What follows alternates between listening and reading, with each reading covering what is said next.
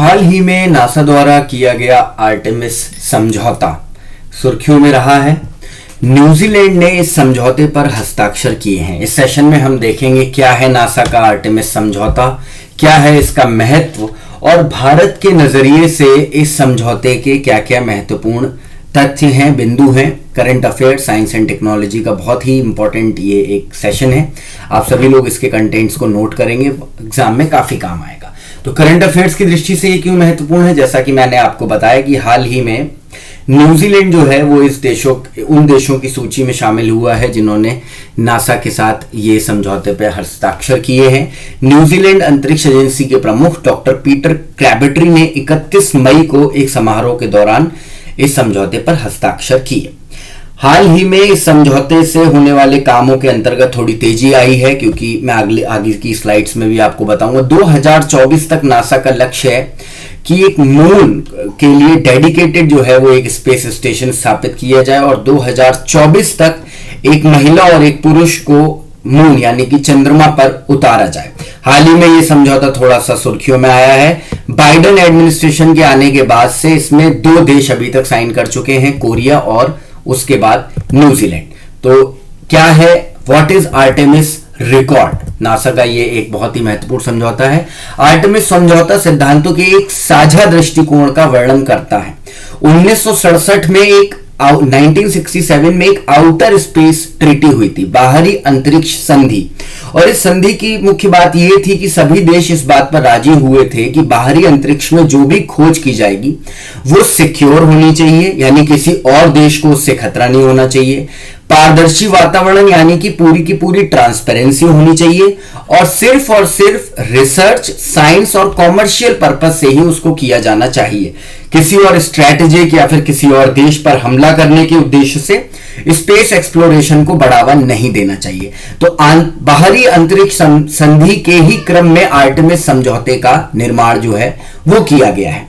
जून 2021 तक 12 देशों ने आर्टेमिस समझौते को अपनाया है, जिनमें है Australia, Brazil, Canada, Italy, Japan, Luxembourg, New Zealand, Korea गणराज्य, यूक्रेन, संयुक्त अरब अमीरात, यूनाइटेड किंगडम और संयुक्त राज्य अमेरिका। इन सभी देशों को अगर आप देखेंगे तो ये सभी देश अलग अलग क्षेत्रों में अलग अलग एजेंसियों के माध्यम से आगे बढ़ रहे हैं, अंतरिक्ष की खोज में अपना अपना काम आगे की तरफ कर रहे हैं। इसमें आपको नाम दिखाई पड़ रहा होगा यूएसए का, जापान का और ऑस्ट्रेलिया का। आप सभी जानते हैं कि क्वाड एक संघ बनाया गया है जिसमें संयुक्त राज्य अमेरिका, जापान, ऑस्ट्रेलिया और भारत उस क्वाड संधि के सदस्य हैं। उनमें से 3 आर्टेमिस समझौते में शामिल हो चुके हैं।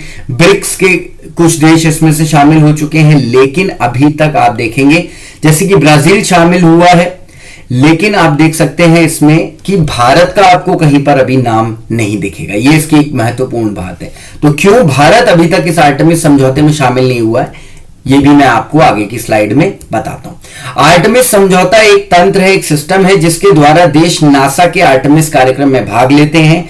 कार्यक्रम में चंद्रमा पर पहली बार एक महिला को और पुरुष को चंद्रमा पर उतारने की परिकल्पना की गई है।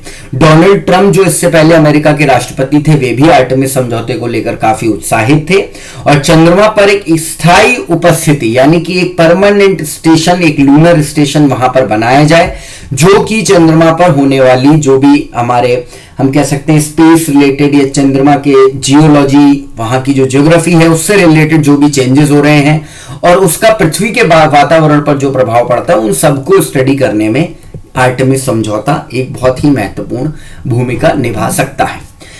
आर्टेमिस पर अंतरराष्ट्रीय सहयोग का उद्देश्य न केवल अंतरिक्ष अन्वेषण को बढ़ावा देना है, बल्कि अलग अलग राष्ट्रों की जो स्पेस एजेंसीज हैं उनके बीच में भी आपस में एक हम कह सकते हैं कोऑर्डिनेशन बढ़े। इसमें भी आर्टेमिस समझौता एक बहुत बड़ा रोल निभा रहा है। हालांकि कुछ बड़े बड़े देश जैसे कि रशिया, ईएसए यानी कि यूरोपियन स्पेस एजेंसी, भारत का इसरो अभी इसके सदस्य नहीं बने हैं। उसका सबसे बड़ा रीजन ये है क्योंकि आर्टेमिस समझौते में अगर आप जाते हैं तो आपको एक पर्टिकुलर डायरेक्शन में काम करना होगा और फिर आप उसमें बाध्य हो जाएंगे और यही महत्वपूर्ण कारण है कि भारत अभी तक इस समझौते का सदस्य नहीं है।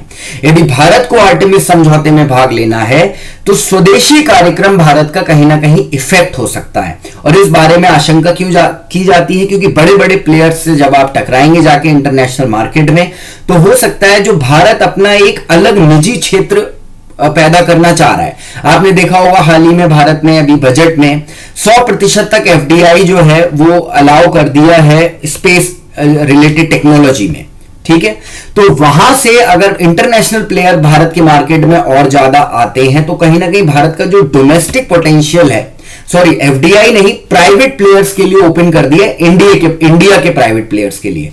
अगर भारत एफडीआई उसमें खोल देता है या भारत और ज्यादा बाहर के देशों से कोऑर्डिनेशन करता है तो हम कहीं ना कहीं कह सकते हैं कि भारत का जो निजी क्षेत्र है जो इंटरप्लेनरी मिशन में या फिर मैन मेड जो आपके अंतरिक्ष उड़ाने हैं मैन मेड मिशंस में, उसमें कहीं ना कहीं भारत को पीछे होना पड़ सकता है क्योंकि वहां पर बड़े प्लेयर मार्केट में हैं जैसे कि स्पेस एक्स कंपनी है या फिर और भी अमेजॉन भी जो है इस दिशा में काफी काम आगे बढ़ा रहा है। तो वो प्लेयर अगर भारत में आते तो भारत की अपनी जो टेक्नोलॉजी है वो कहीं ना कहीं पीछे रुक सकती है। यही बहुत बड़ा कारण है कि भारत इस आर्टेमिस समझौते का हिस्सा नहीं बनना चाहता है। तो इस सेशन से 2-3 महत्वपूर्ण बातें आप नोट करेंगे। आर्टेमिस समझौता नासा के तत्वाधान में चल रहा है, 12 देश इसके सदस्य बन चुके हैं। क्वाड देशों में अगर हम बात करें तो जापान, यूएसए और ऑस्ट्रेलिया इसके सदस्य हैं, लेकिन भारत, रशिया और यूरोपियन स्पेस एजेंसी जैसे महत्वपूर्ण बड़े प्लेयर जो हैं स्पेस टेक्नोलॉजी के, वो अभी इसमें हिस्सा नहीं बने हैं।